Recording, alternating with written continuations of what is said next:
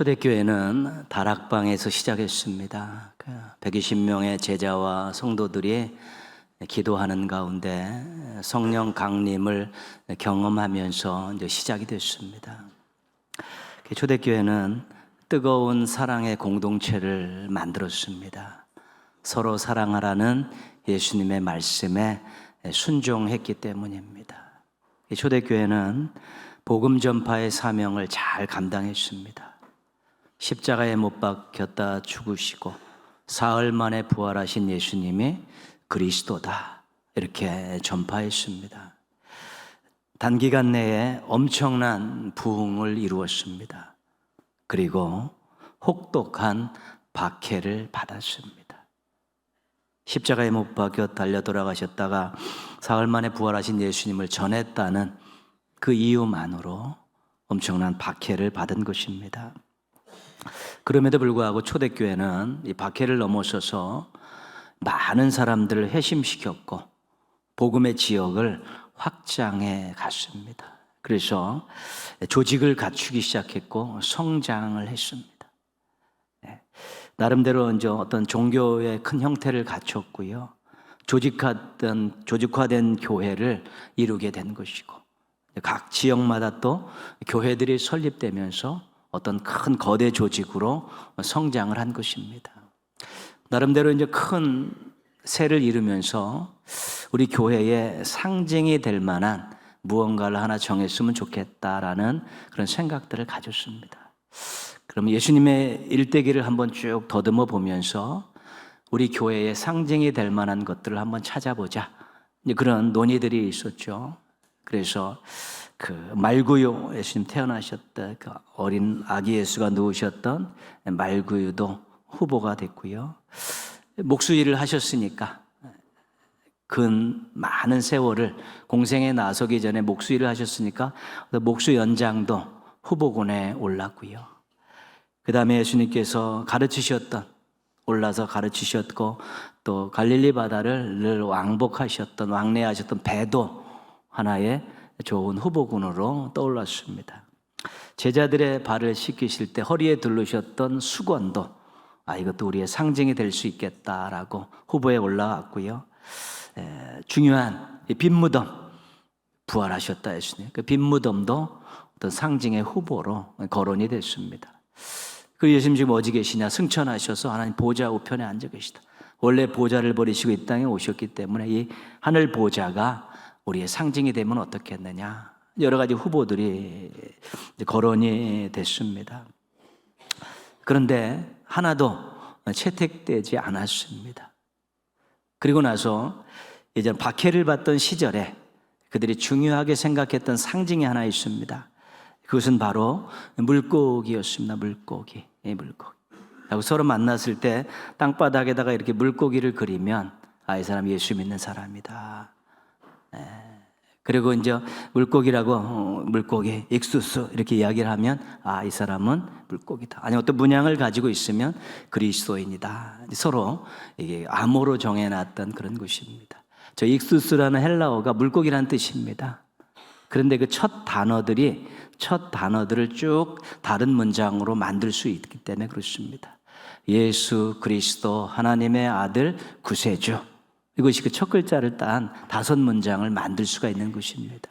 물고기가 박해 시대 때는 굉장히 중요한 상징이었습니다. 그리스도인이라는 상징이었습니다.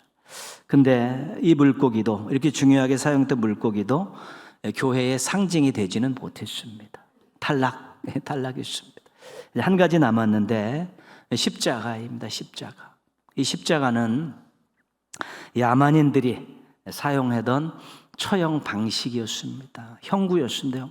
사람을 죽이는 그런 형구였습니다. 그래서 그리스도인과 로마인들이 받아들여서 자신들의 형구로 사용을 한 것인데요. 아주 잔인한 처형 방법입니다. 극심한 고통은 있는데 죽음의 시간을 자꾸 뒤로 물러나게 하는 그런 처형 방법이기 때문에 이 십자가형이 가장 잔인했습니다. 로마인들은 살인자, 반역자, 반란을 일으킨 사람들 또는 무장강도, 사람 취급을 받지 못하는 사람들을 십자가형에 처했습니다. 자국민들은 절대로 십자가형을 처하지 못하게 했습니다. 그것은 사람이 달릴 것이 아니라고 생각하기 때문에 로마인들은 절대로 십자가형으로 죽이지 않았습니다. 로마인들은 예수를 반란군의 수괴로 그렇게 십자가에서 처형했습니다. 정치범으로 죽인 것입니다. 반란군의 수괴다. 반란을 일으켰기 때문에 십자가에 달려 죽인 것입니다. 유대인들은 십자가와 나무를 동일시했습니다. 왜냐하면 십자가 자체가 그 당시에는 나무로 만들어졌기 때문에 그렇습니다. 신명기 21장 23절은 이렇게 말씀합니다. 나무에 달린 자는 하나님께 저주를 받았음이니라. 율법에 명시되어 있는 내용입니다. 나무에 달려 죽은 사람은 하나님께 저주받은 사람이다. 그렇게 됐죠. 유대인들은 십자가에 달려 죽은 예수를 하나님께 저주받은 자로 취급을 했습니다. 하나님께 저주받아서 나무에 달려 죽었다. 그렇게 생각을 한 것입니다. 당시 유대인 사회에서는 세상에 있는 사람들을 두 종류로 분류를 했습니다. 유대인, 이방인입니다.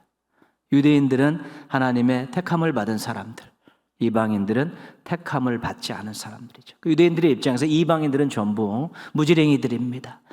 개 취급해도 괜찮은 사람 같지도 않은 인생들이라 그렇게 생각을 하고 있었습니다. 초대교회는 예수님의 명령을 받았습니다. 천하 만민에게 가서 복음을 전하라. 예루살렘과 온 유대와 사마리아와 땅끝까지 이르러 복음을 전하라. 쭉 세상에 퍼져나가면서 사람 가리지 말고 복음을 다 전하라는 것입니다. 만민에게 전하라고 했으니까. 근데 이 복음의 대상들이 유대인들은 예수님을 하나님께 저주받은 자로 생각하고 있습니다. 그리고 이방인들, 로마인들은 반란군의 수괴라고 생각하고 있습니다. 이 사람들에게 십자가에 달려 죽은 예수가 그리스도다 이렇게 복음을 전해야 되는 것이죠. 근데 이 십자가를 이 교회의 상징으로 정해놓으면은 복음을 전하는데 많은 어려움이 있을 것 같습니다. 왜? 거부감들이 생겨나니까. 십자가가 얼마나 잔인한 형벌이고 거기에 달려 죽은 자는 반란을 일으켰던 자나 저주받은 자인데 거기에 달려 죽은 예수를 그리스도라고 전해야 되는 이 복음의 내용 가지고 사람들에게 나가야 되는데 그 십자가가 상징이 돼버리면 복음 전파에 많은 방해가 될 것 같고 거부감이 될 것 같아서 고민이 많았던 것입니다. 그런데 결국은 십자가로 상징을 삼았습니다. 우리 교회의 또 기독교의 상징이 십자가 아닙니까? 유대인들은 꺼리끼고 이방인들은 미련한 것이라고 이야기하지만 그 십자가에 달려 죽으신 예수님이 중요했기 때문에 그렇습니다. 그분이 십자가에 달려 돌아가셨기 때문에 죄사함을 받았습니다. 그분이 십자가에 달려 돌아가셨기 때문에 구원을 받았습니다. 그분이 십자가에 달려 돌아가셨기 때문에 새로운 인생을 살게 됐고 하나님 나라라는 큰 나라에 대한 소망을 가지고 살게 된 것입니다. 너희들이 십자가를 욕하고 조롱하지만 십자가에 달려 들어가신 이 예수님이 우리에게 있어서는 전부다, 생명이다, 능력이다 이런 고백에 집중을 하게 된 것입니다. 그래서 사람들이 비웃을 수 있고 조롱할 수 있고 거부할 수 있지만 십자가에 달려 돌아가신 그 예수님이 생명이시기 때문에 능력이시기 때문에 전부이시기 때문에 교회는 결국 십자가를 상징으로 전한 것입니다. 너희들은 비웃지만 너희들은 멸시하지만 우리에게는 자랑거리다. 확실한 고백을 가지고 십자가를 이제 상징으로 결정한 것입니다. 십자가를 상징으로 결정하는 순간에 교회는 오직 예수가 됐고 십자가에 달려 죽으신 그 예수에게 충성을 바치는 그런 결단들을 하게 된 것입니다. 십자가에 대한 이미지가 사람들에게는 굉장히 당시 사람들에게는 안 좋았지만 십자가에 달려 돌아가신 예수님 때문에 구원이 있고 생명이 있고 소망이 있었기 때문에 교회는 십자가를 상징으로 결정을 한 것입니다. 요새 우리가 이제 3일 밤에 안 모이고 또 주중 예배로 드리고요. 또 심야 기도도 안 드리고 토요일 날 새벽 기도 때 같이 중보 기도하고 그렇습니다. 여러분 밤에 교회에 올 일이 이제 별로 없습니다. 큰일 아니면. 밤에 교회에 와보셨는지 모르겠는데요. 밤 풍경은 이렇습니다. 우리 종탑에 십자가가 있고 또 교회에 그렇습니다. 한번 심심하면 한번 와봤다 보십시오. 여기 교회입니다. 종탑에 십자가가 그냥 멀리서 봐도 보이고 그랑문에서는 뭐 집에 앉아서도 보이고 막 그렇습니다. 그리고 현관문을 열고 2층 예배당에 들어오면 밤에 이렇게 되어 있습니다. 밤에 십자가 켜 있고 나머지 불은 다 켜있죠. 그렇죠. 우리 교회에 있는 십자가가 아니더라도 여러분들이 십자가를 볼 때 어떤 생각들을 하시는가 모르겠습니다. 어떤 감정들이 올라오는가 모르겠고요. 어떤 또 의지들이 작동하는지 모르겠습니다.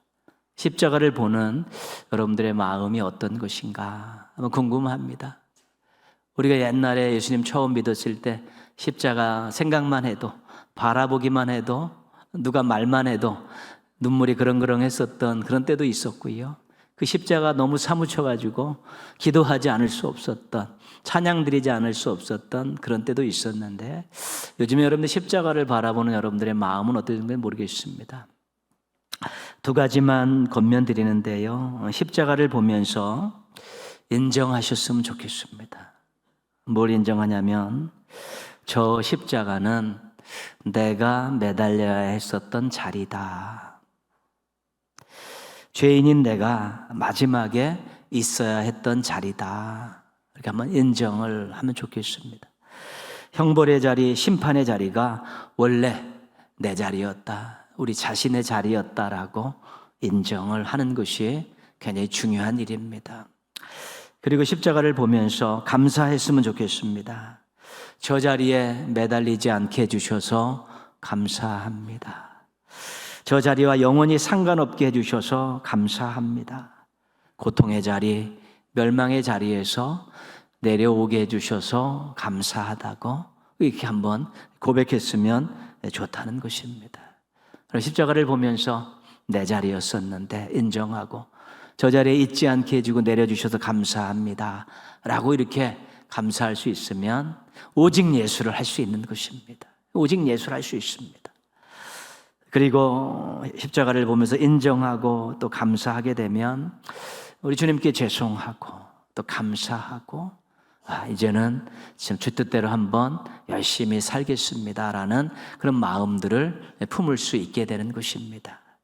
십자가를 보면서 인정하시고 감사하시면서 십자가가 나의 평생의 자랑이라고 고백하며 사시는 우리 멋진 신앙인들 되시기를 바랍니다. 오늘 말씀에서 십자가에 대한 몇 가지 교훈을 우리가 한번 같이 살피려고 합니다. 가이사라 빌립보에서 있었던 일입니다.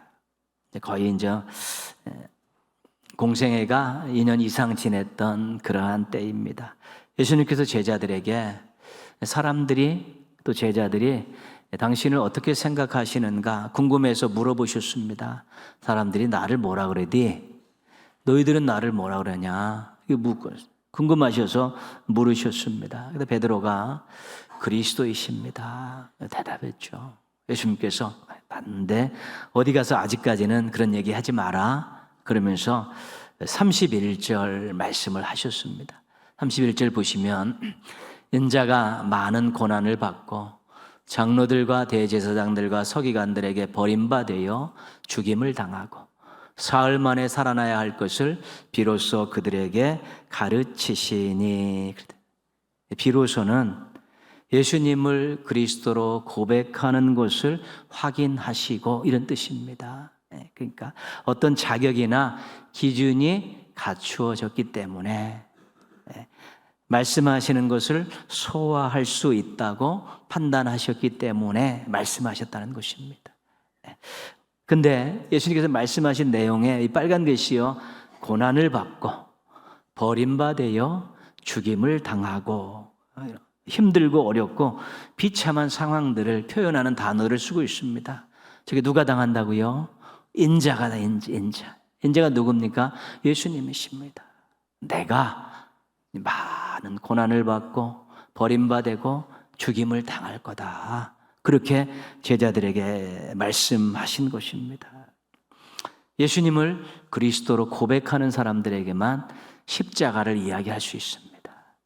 예수님을 그리스도로 고백하지 않는 사람들에게 십자가 이야기는 아무런 의미가 없습니다. 그런데 베드로가 뜻밖의 반응을 보이고 있습니다. 32절에 보시면 베드로가 예수를 붙들고 항변하매, 그렇죠? 예수님과 십자가는 어울리지 않습니다.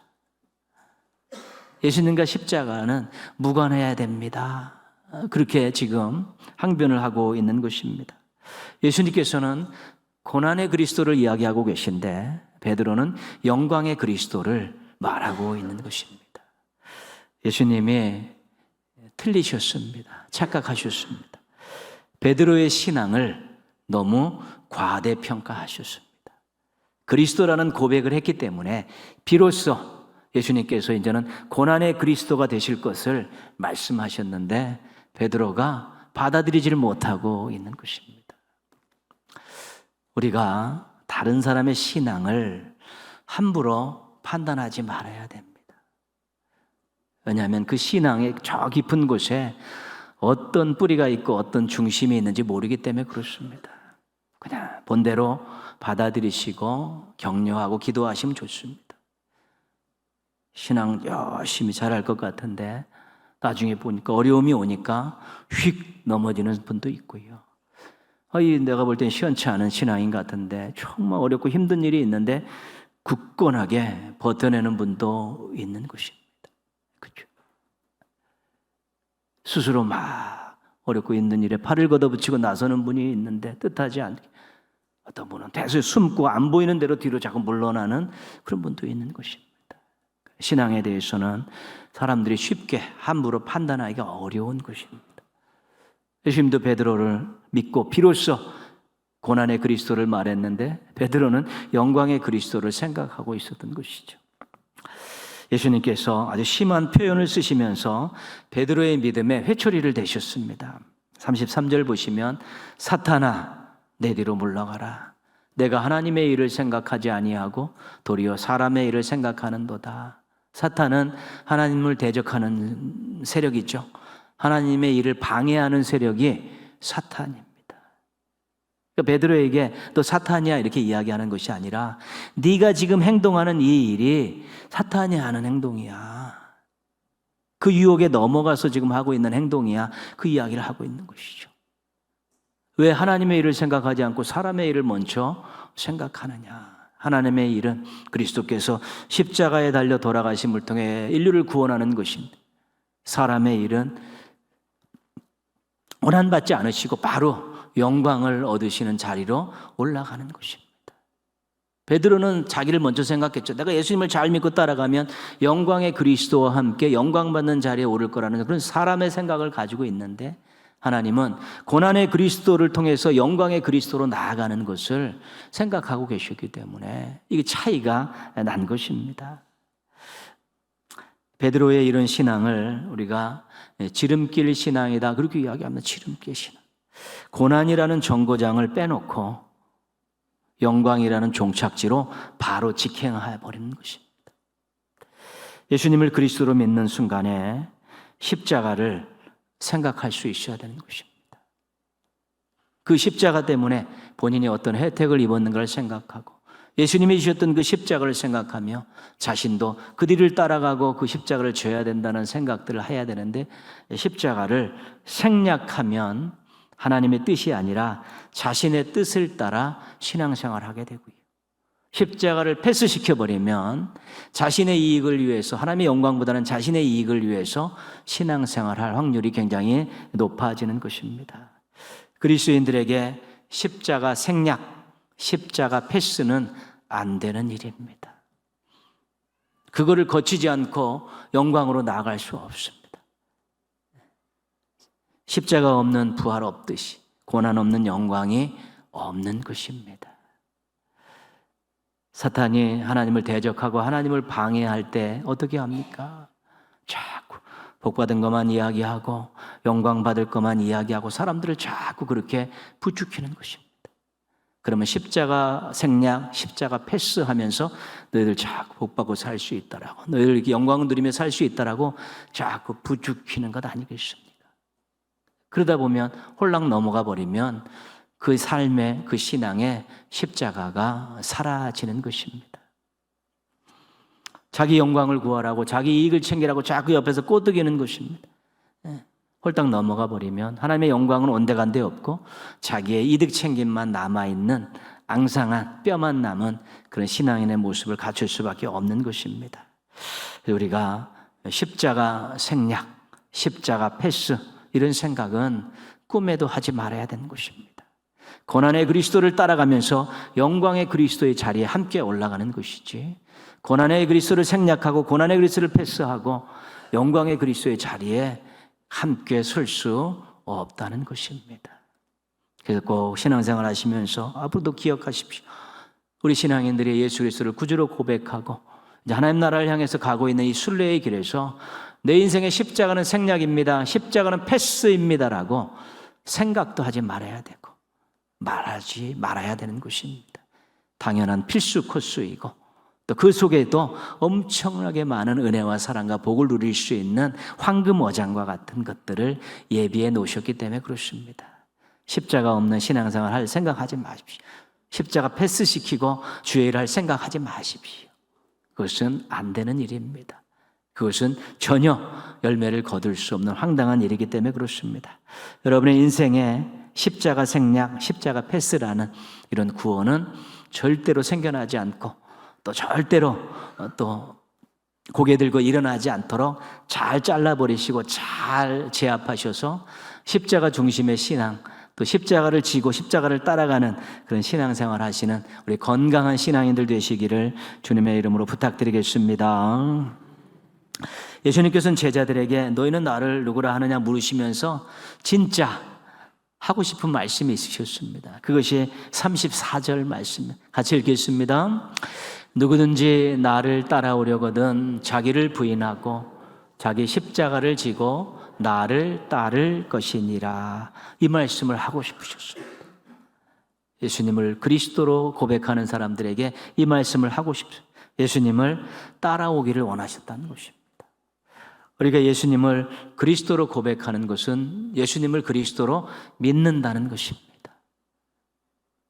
그리고 우리가 예수님을 그리스도로 고백하는 것은 그 예수님을 닮겠다는 것입니다. 특별히 고난의 그리스도를 닮겠다는 것이고요. 또 우리가 예수님을 그리스도로 고백하는 것은 그 예수님을 따라가겠다는 것입니다. 십자가 지고 앞서가신 예수님을 따라가겠다는 것입니다. 예수님을 믿고 구원받은 사람들은 굉장히 많습니다. 너무 많습니다. 그런데 예수님을 닮아가려는 사람들은 그렇게 많지 않습니다. 더욱이 예수님을 따라가는 사람들은 아주 적습니다.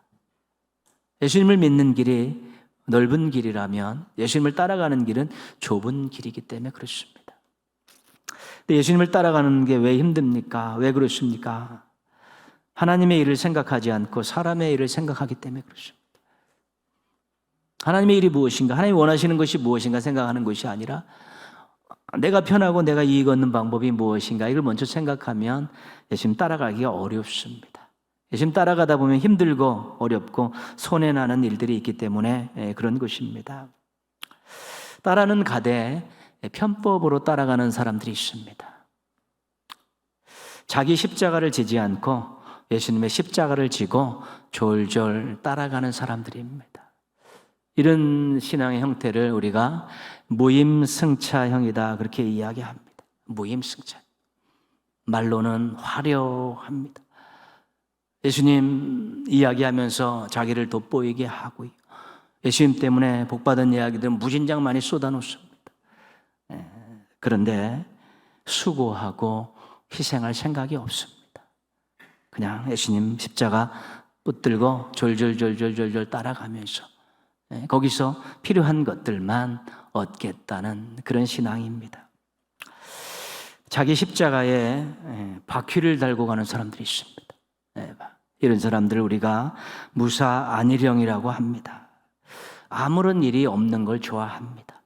무엇을 요구하지 않는 것을 좋아합니다. 그냥 편안하고 한가하게 신앙생활을 하고 싶으신 것입니다. 무언가를 도전해 보려고 하고 무언가를 제안해서 주님을 위해서 하려는 의욕들이, 의지들이 없습니다. 그냥 조용하면, 아무 요구가 없으면 그냥 좋은 것입니다. 십자가에 바퀴 달렸기 때문에 힘도 들이지 않습니다. 걸쳐놓으면 따라오기 때문에 그런 것입니다.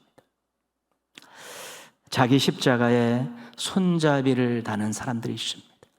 자기 십자가에 손잡이를 다는 사람들을 우리가 좌지우지형이라 그렇게 이야기를 합니다. 십자가를 잘라가 짧게 만들어서 손잡이를 달며 자기 마음대로 조정할 수 있습니다. 이렇게도 들고 저렇게도 들고 그럴 수 있는 것입니다. 짊어져야 될 십자가를 손잡이를 달고 쥐어서 자기 마음대로 하는 것이에요. 자기 편한 대로, 자기 뜻대로, 자기 원하는 대로 신앙생활하고 사명 감당하고 그런 것입니다. 우리 예수님을 따라가기를 원하셔서 예수님을 따라간다고 이야기하지만 정말 예수님 그 십자가 잘 붙들고 가고 자기 십자가에는 바퀴 달고 자기 십자가에 손잡이 달아갖고 자기 뜻대로 자기 원하는 대로 그렇게 따라는 가되, 쫄래쫄래 따라는 가되 정말 예수님의 그 진중한 그 세상을 향한 수고와 희생의 길을 걸어가는 것이 아니라 편한 대로 즐기면서 편한 대로 자기 마음대로 그렇게 걸어갈 수 있게 됐다는 것입니다. 십자가를 바라보면서 생각하면서 감사와 감격이 있고 자랑이 있을 때만 짊어질 수 있는 것입니다. 십자가는 짊어질 때 의미가 있습니다. 자기 십자가를 짊어지고 예수님을 따라갈 때 이것이 진정한 그리스도인이라고 할 수 있는 것입니다. 십자가 없는 신앙은 엄격하게 말하면 신앙이 아닙니다. 건강한 신앙이 아닙니다. 자기 십자가를 꼭 지고 예수님의 뒤를 잘 따라가는 그것이 건강한 신앙이 될 수 있는 것입니다. 우리가 매년 고난주간을 맞이해서 한 주간 여러 가지 하죠. 그래서 기도 새벽도 깨우고 금식도 하고 또 미디어 금식도 하고요. 나름대로 예수님의 고난에 동참하고픈 여러 가지 의미 있는 일을 하면서 내가 정말 내 십자가를 지고 예수님을 잘 따라가고 있는가 이런 점검하는 것이죠. 십자가의 의미도 깨닫고 본인이 예수님의 자기 십자가를 지고 예수님을 잘 따라가느냐를 확인하려고 이 절기로 고난주간이라는 절기를 만들어 놓은 것입니다. 다른 교회에서는 40일 동안 사순절 40일 새벽 기도도 하고 그러지만 그렇게 길게 하지 않더라도 한 주간만 집중해서 십자가를 볼 때 나에게 감사가 있는가, 감격이 있는가, 십자가를 자랑할 수 있는가, 내가 내 십자가를 지고 있는가, 예수님을 따라가는가 이런 거 생각하면서 기도하시고 또 금식하고 또 나름대로 절제 생활들 을 하면 유익한 시간들을 보낼 수 있는 것입니다. 금년에도 우리 새벽 깨우면서 함께 모이려고 합니다. 여러분 나름대로 또 금식하시든가 그거는 여러분들이 결정해서 하는 것입니다. 근데 이번 고난주간을 보내면서 자신의 십자가를 한번 잘 살펴보십시오. 그래서 바퀴 달렸으면 떼십시오. 손잡이 있으면 떼십시오. 바퀴 없고 손잡이 없는 내가 힘써서 져야 될 그런 십자가를 준비하십시오. 이 십자가를 지고 가는 길이 힘들고 어렵습니다. 때로는 수고와 희생을 해야 되기 때문에 그렇습니다. 그러나 그 길을 가면서 함께 하신 하나님이 베푸시는 은혜는 상상할 수 없는 것입니다. 상상할 수 없는 것입니다. 예수님의 뒤를 따라가는 것이 얼마나 행복한 일인데 겉으로 보기에는 힘들고 어려움이 있는 길이지만 우리 주님이 기뻐하시고 우리 주님이 함께 하시면서 옆에서 격려하시고 말씀을 주시고 은혜를 주시면서 삶의 복을 주시면서 함께 하시는 그 놀라운 일들이 그 속에 펼쳐지는 보물 상자 같은 그런 은혜의 상자들이 있다는 것입니다. 주님을 따라가는데 그냥 놔두시겠습니까? 자기 십자가를 지고 따라가는데 그냥 놔두시겠습니까? 오직 예수라고 하면서 가는데 하나님이 가만히 계시겠습니까? 귀한 것들 예비하셨다가 우리들에게 쏟아부어 주시는 복이 있게 되는 것입니다. 고난주간 어떻게 보내시겠습니까? 여건이 되신 분은 함께 우리 새벽을 깨우십시다. 그렇지 못하면 집에서 첫 시간을 드리십시오. 아니면 저녁에 잠자리 들기 전에 시간 가지시고 말씀을 또 묵상하시면서 자신의 신앙을 돌아보시면서 그동안 받았던 은혜들을 생각하고 앞으로 내가 살아가야 될 신앙과 삶의 모습들을 한번 꿈꿔보면서 고난주간을 잘 보내셔서 십자가 때문에 행복하고 십자가를 자랑하고 십자가를 짊어지고 예수님을 따라가시면서 이전에 맛보지 못했던 큰 은혜와 복을 누리시는 우리 행복한 성도들 되시기를 주님의 이름으로 축원합니다.